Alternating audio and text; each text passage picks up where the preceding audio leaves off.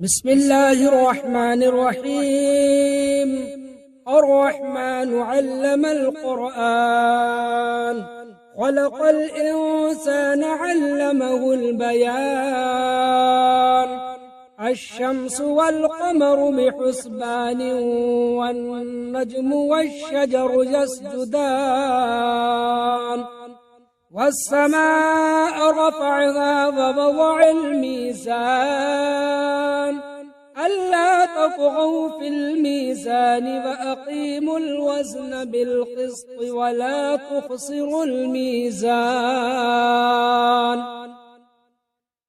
والأرض وضعها للأنام، فيها فاكهة والنخل ذات الأكمام، والحب ذو العصف والريحان. فبأي آلاء ربكما تكذبان؟ خلق الإنسان من صلصال كالفخار، وخلق الجان من مارج من نار. فبأي آلاء ربكما تكذبان؟ رب المشرقين ورب المغربين، فبأي آلاء ربكما تكذبان؟ مرج البحرين يلتقيان، بينهما برزخ لا يبغيان. فبأي آلاء ربكما تكذبان؟ يخرج منهما اللؤلؤ والمرجان، فبأي آلاء ربكما تكذبان؟ وله الجوار المنشآت في البحر كالأعلام، فبأي آلاء ربكما تكذبان؟ كل من عليها فان، ويبقى وجه ربك ذو الجلال والإكرام. فبأي آلاء ربكما تكذبان؟ يسأله من في السماوات والأرض، كل يوم هو في شأن. فبأي آلاء ربكما تكذبان؟ سنفرغ لكم أيها الثقلان، فبأي آلاء ربكما تكذبان؟ يا معشر الجن والإنس إن استطعتم أن تنفذوا من أقطار السماوات والأرض، فانفذوا لا تنفذون إلا بسلطان. فبأي آلاء ربكما تكذبان؟ يرسل عليكما شواظ من نار ونحاس فلا تنتصران. فبأي آلاء ربكما تكذبان؟ فإذا انشقت السماء فكانت وردة كالدهان. فبأي آلاء ربكما تكذبان؟ فيومئذ لا يسأل عن ذنبه إنس ولا جان فبأي آلاء ربكما تكذبان يعرف المجرمون بسيماهم فيؤخذ بالنواصي والأقدام فبأي آلاء ربكما تكذبان هذه جهنم التي يكذب بها المجرمون يطوفون بينها وبين حميم آن فبأي آلاء ربكما تكذبان ولمن خاف مقام ربه جنتان فبأي آلاء ربكما تكذبان ذواتا أفنان فبأي آلاء ربكما تكذبان فيهما عينان تجريان فبأي آلاء ربكما تكذبان فيهما من كل فاكهة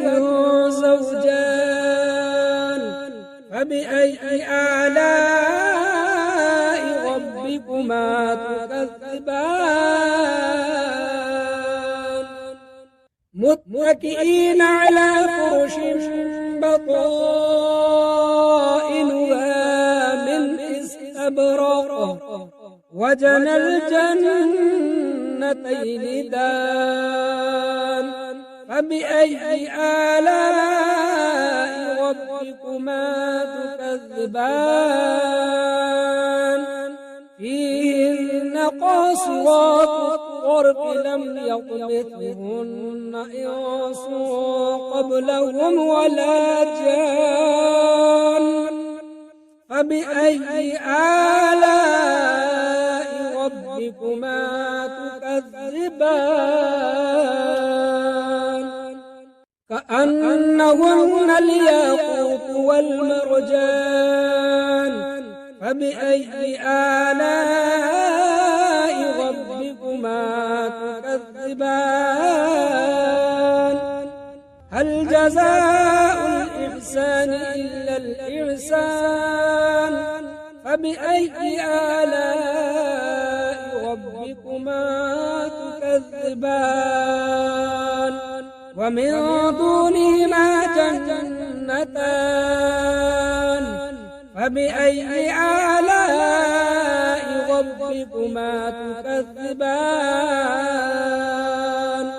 مدغامتان فبأي آلاء ربكما تكذبان فيهما عينان ضاختان فبأي آلاء ربكما تكذبان فيهما فاكهة ونخل ورمان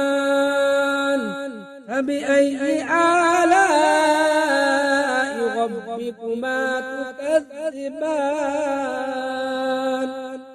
فيهن خيرات حسان فبأي آلاء ربكما تكذبان حور مقصورات في الخيام فبأي آلاء ربكما تكذبان لم يطمثهن إنس قبلهم ولا جان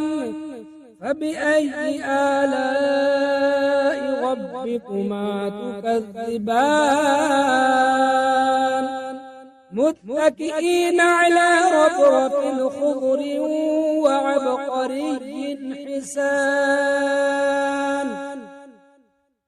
فبأي آلاء ربكما تكذبان تبارك اسم ربك ذي الجلال والإكرام أعوذ بالله من الشيطان الرجيم بسم الله الرحمن الرحيم ياسين والقرآن الحكيم إنك لمن المرسلين على صراط مستقيم تنزيل العزيز الرحيم لتنذر قوما ما أنذر آباؤهم فهم غافلون لقد حق القول على أكثرهم فهم لا يؤمنون إنا جعلنا في أعناقهم أغلالا فهي إلى الأذقان فهم مقمحون وجعلنا من بين أيديهم سدا ومن خلفهم سدا فأغشيناهم فهم لا يبصرون وسواء عليهم أأنذرتهم أم لم تنذرهم لا يؤمنون إنما تنذر من اتبع الذكر فخشي الرحمن بالغيب فبشره بمغفرة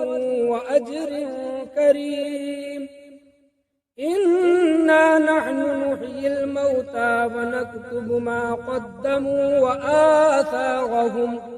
وكل شيء أحصيناه في إمام مبين واضرب لهم مثلا أصحاب القرية إذ جاءها المرسلون إذ أرسلنا إليهم اثنين فكذبوهما فعززنا بثالث فقالوا إنا إليكم مرسلون قالوا ما أنتم إلا بشر مثلنا وما أنزل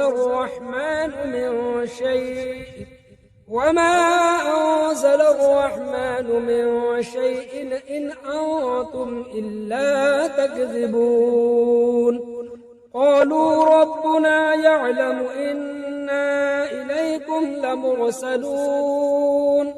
وما علينا إلا البلاغ المبين قالوا إنا تطيرنا بكم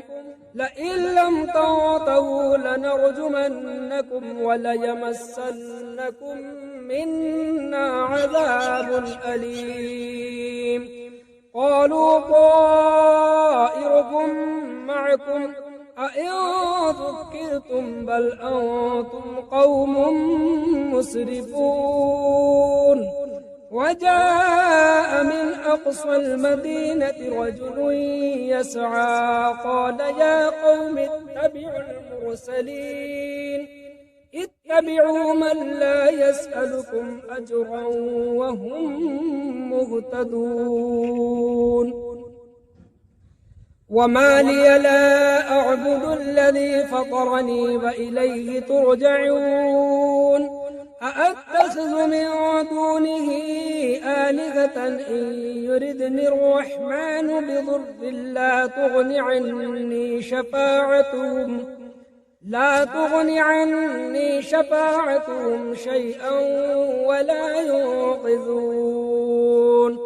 إني إذا لفي ضلال مبين إني آمنت بربكم فاسمعون قيل ادخل الجنة قال يا ليت قومي يعلمون بما غفر لي ربي وجعلني من المكرمين وما أنزلنا على قومه من بعده من جند من السماء وما كنا منزلين إن كانت إلا صيحة واحدة فإذا هم خامدون يا حسرة على العباد ما يأتيهم من رسول إلا كانوا به يستهزئون ألم يروا كم أهلكنا قبلهم من القرون أنهم إليهم لا يرجعون وإن كل لما جميع لدينا محضرون وآية لهم الأرض الميتة أحييناها فأخرجنا منها حبا فمنه يأكلون وجعلنا فيها جنات من نخيل وأعناب وفجرنا فيها من العيون ليأكلوا من ثمره وما عملته أيديهم أفلا يشكرون سبحان الذي خلق الأزواج كلها مما تنبت الأرض ومن أنفسهم ومما لا يعلمون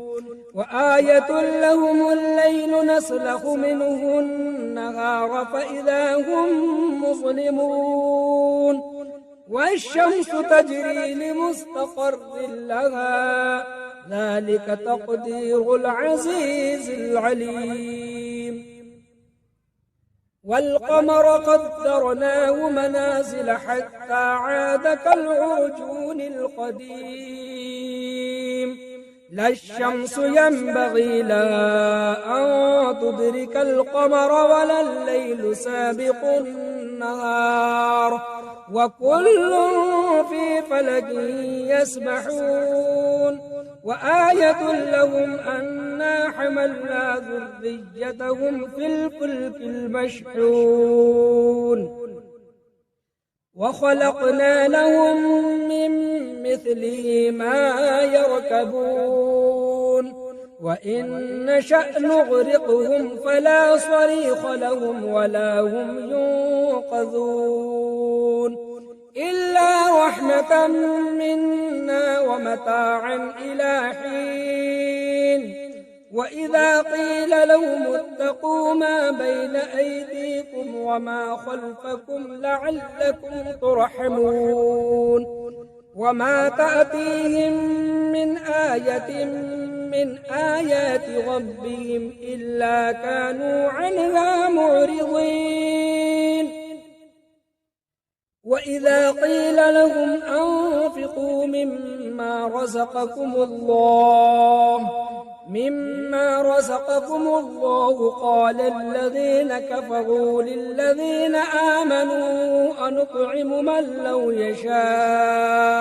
الله أطعمه إن أنتم إلا في ضلال مبين ويقولون متى هذا الوعد إن كنتم صادقين ما ينظرون إلا صيحة واحدة تأخذهم وهم يخصمون فلا يستطيعون توصية ولا إلى أهلهم يرجعون ونفخ في الصور فإذا هم من الأجداث إلى ربهم ينسلون قالوا يا ويلنا من بعثنا من مرقدنا هذا ما وعد الرحمن وصدق المرسلون إن كانت إلا صيحة واحدة فإذا هم جميع لدينا محضرون فاليوم لا تظلم نفس شيئا ولا تجزون إلا ما كنتم تعملون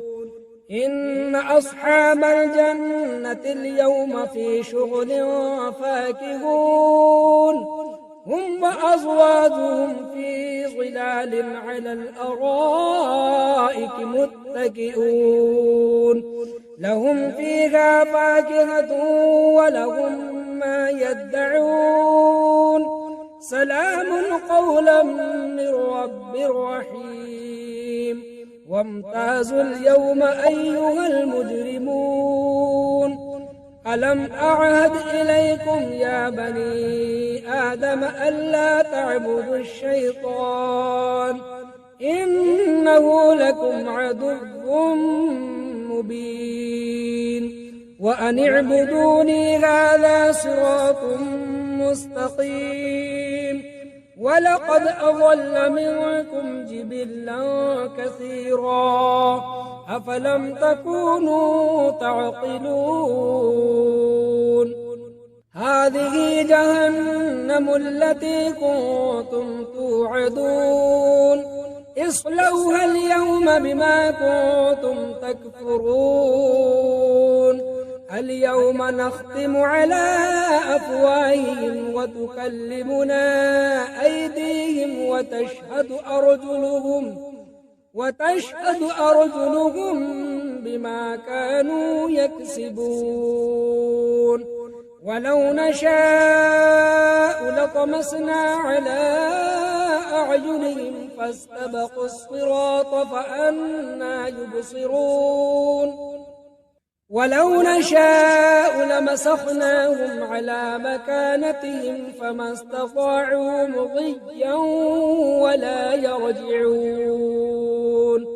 ومن نعمره ننكس في الخلق أفلا يعقلون وما علمناه الشعر وما ينبغي له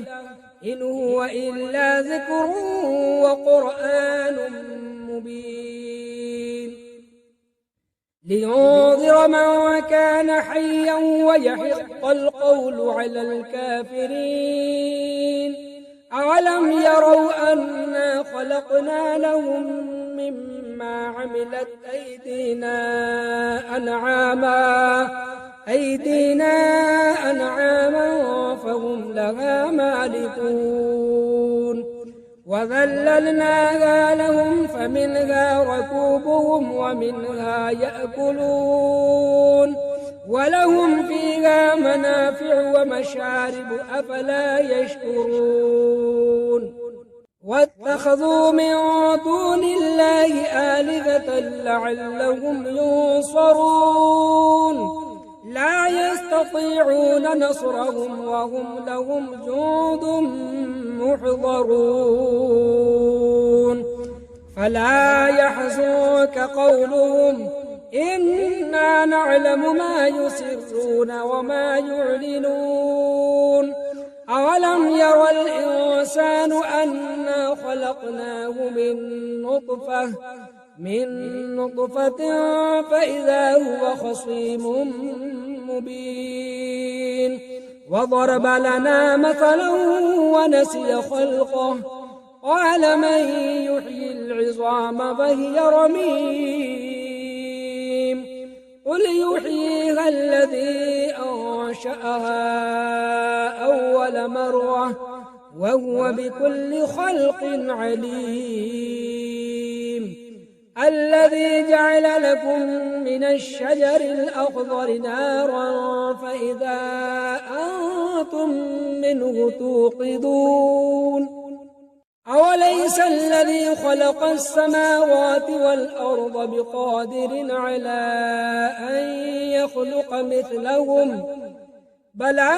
وهو الخلاق العليم إنما أمره إذا أراد شيئا إذا أراد شيئا أن يقول له كن فيكون